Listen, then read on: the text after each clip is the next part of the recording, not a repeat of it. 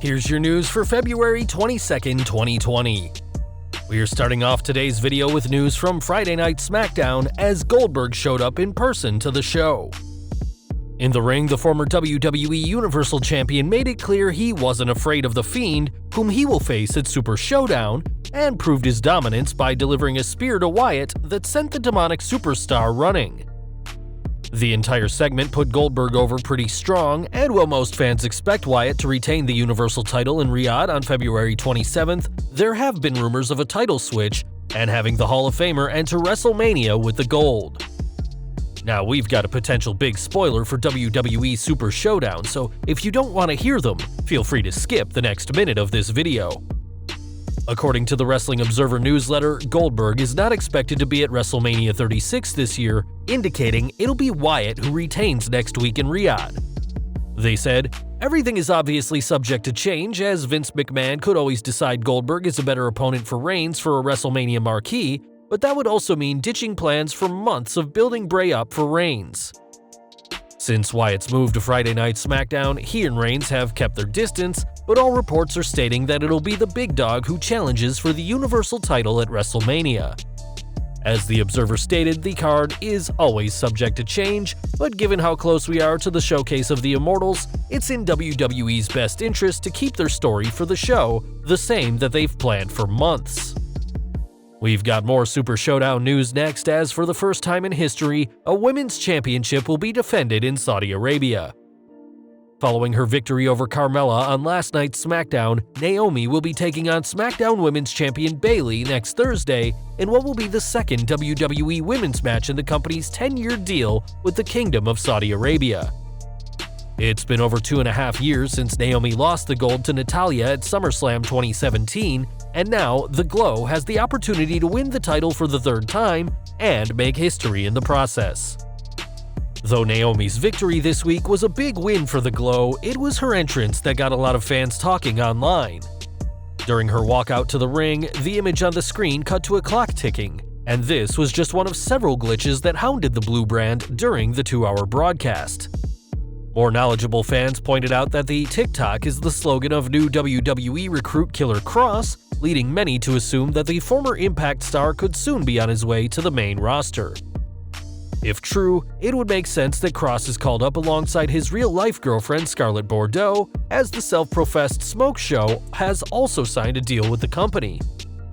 From two new faces in WWE to some established veterans of the company, as Triple H is reportedly not set for a match at WrestleMania, and neither is Goldberg. According to reports, the pair aren't the only big names that'll be missing from the show, as despite rumors of Sting getting closer to returning to a WWE ring, with speculation that the Hall of Famer would work a Saudi event or WrestleMania, there hasn't been any news on a match for the Stinger. In the past, Sting has said that the only match he would come out of retirement for would be to face The Undertaker, but with reports of the Deadman facing AJ Styles at the showcase of the Immortals, it seems that the former WCW World Champion will have to wait for another opportunity to challenge the Phenom. Back to SmackDown now, and one superstar who's certainly made an impact since returning to the ring has been the Celtic Warrior Sheamus.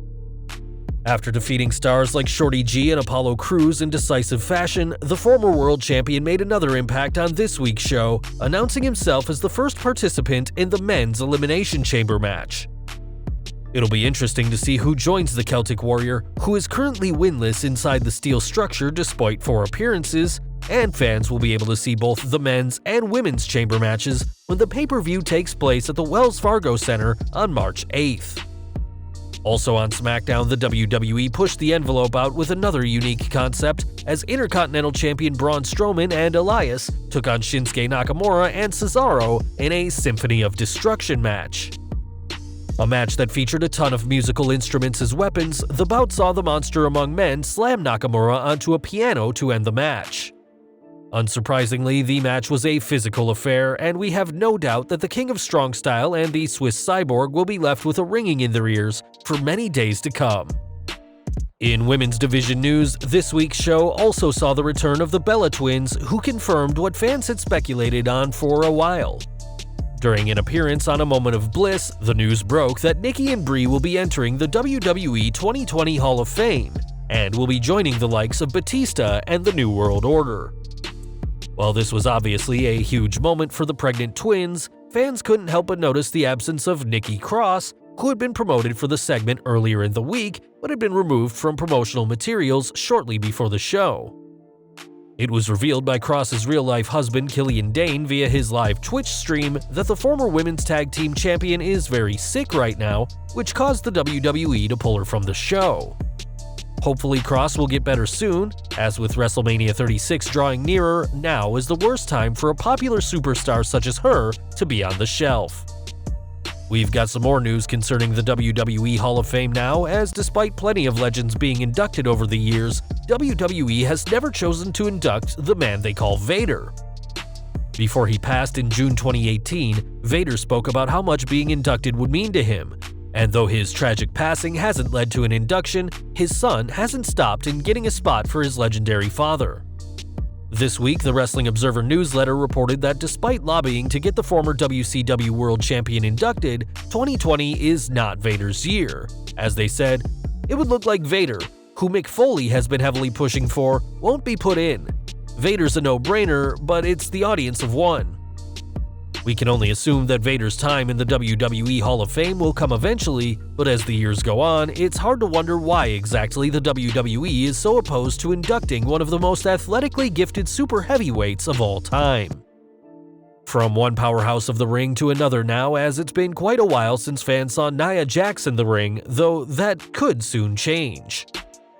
Following double knee surgery last year, the former Raw Women's Champion has worked hard to return to the ring and posted a workout selfie on social media this week with the appropriate caption, "Sweaty." There's still no clear time as to when Jax will be able to make her return to the ring, and even if she was to come back in time for WrestleMania, it's likely that she'd just be another star in the Women's Battle Royal, as all 3 singles titles have already reportedly been booked for the show.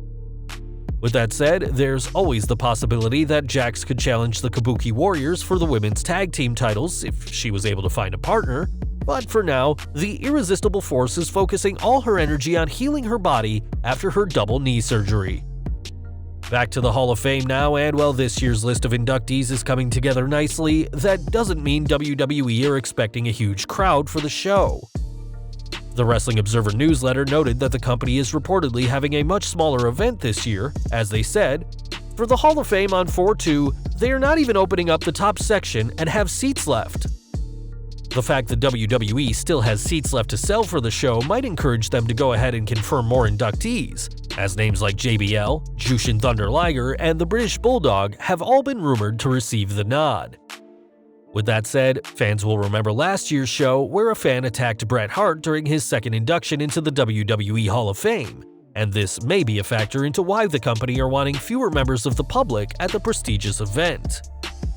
Though the WWE Hall of Fame isn't exactly selling out, the ceremony is just one of the highlights of WrestleMania weekend. Unfortunately, it seems that the Raw after WrestleMania in Tampa isn't doing much better either, as according to The Observer, there are plenty of seats left for what's been described as the most exciting and unpredictable Raw of the year. They said, "The demand for the Raw after WrestleMania, previously one of the hottest tickets of the year, is way down. Even in the sections open, they have plenty of seats available." The report goes on to say that the SmackDown of WrestleMania week is opening about 40% of the upper deck seating of the show, while they are also opening up seats in the lower levels as well.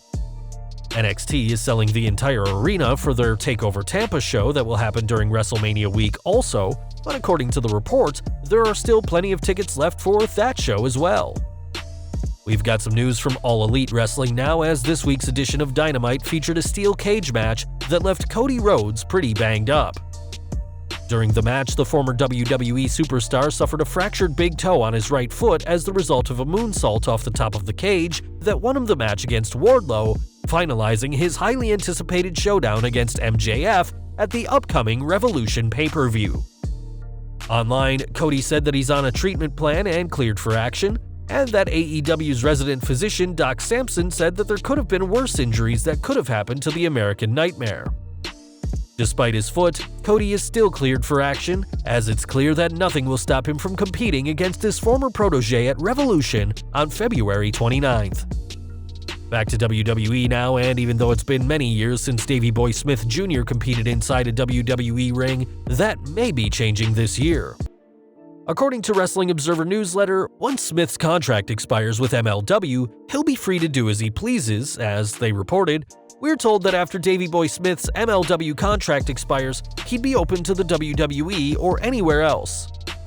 Though Smith could go anywhere, including AEW, Impact, Ring of Honor, or New Japan, there's plenty of reasons to suspect that the former WWE Tag Team Champion will be returning to McMahon's promotion. Recently, Smith appeared with his fellow Hart Dynasty members Natalya and Tyson Kidd on The Bump, and with rumors of his father finally being inducted into the WWE Hall of Fame, there doesn't seem to be a better time to bring his son back. This may be easier said than done though, as MLW recently accused WWE of tampering with the contracts of MLW stars, so time will tell whether the third-generation superstar and grandson of Stu Hart will eventually return to WWE. Back to the Elimination Chamber now, and while there will be a total of 12 superstars in the men's and women's chamber matches, some stand out more than others.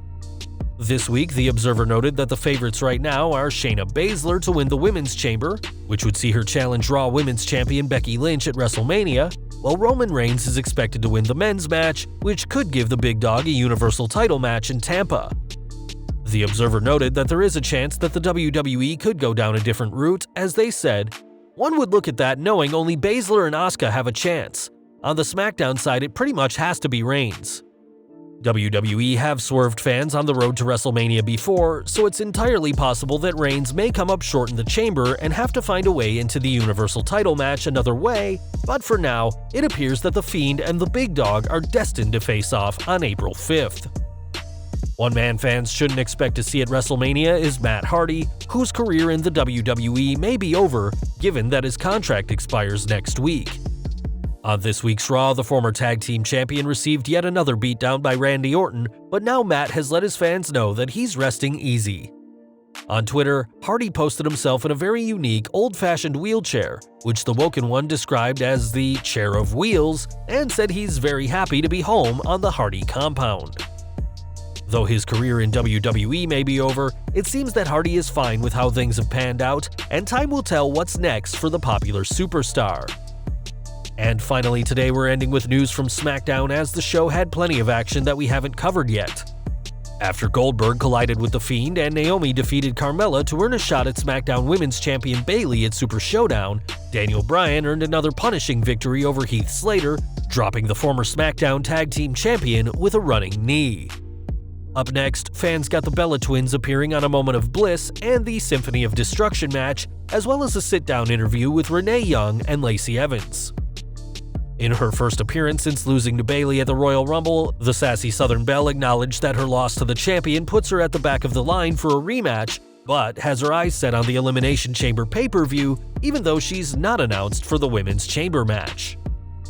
In the main event, The New Day and the Usos picked up the win over The Miz, John Morrison, Dolph Ziggler, and Robert Roode, though this won't be the last time some of these stars face off, as Miz and Morrison have a shot at the New Day's SmackDown tag titles when they meet at Super Showdown on February 27th, live on the WWE Network.